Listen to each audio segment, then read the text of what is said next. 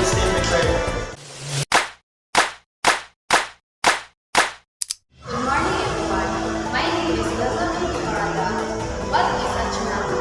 A tsunami is a series of giant waves, usually caused by underwater earthquakes or volcanic eruption.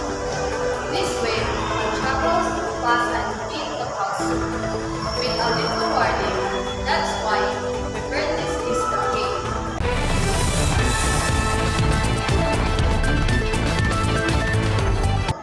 Morning everyone, my name is Julian Castillo. This is what you should do before a tsunami. First, know the duration, growth, and error of the area.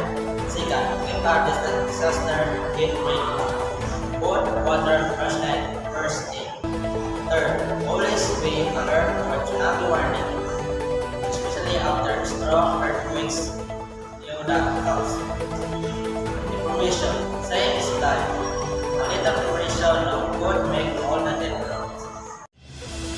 Hello everyone, I am Shikaya Glorianos and I am here to share what should we do during a tsunami. First, move immediately to higher ground.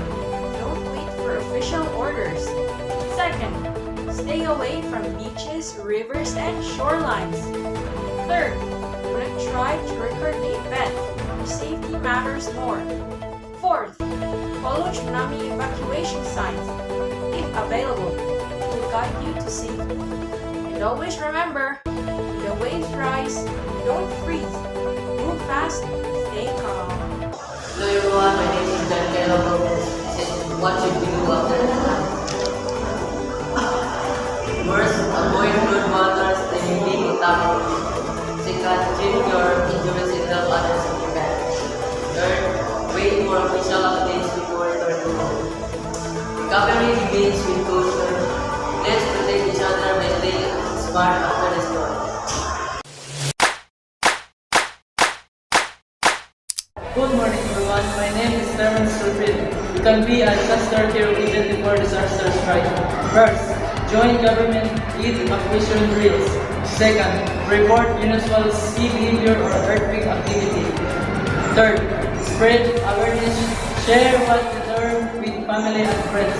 Fourth, volunteer during community relief operation. Preparedness is a team effort where every small action will help build a safer community.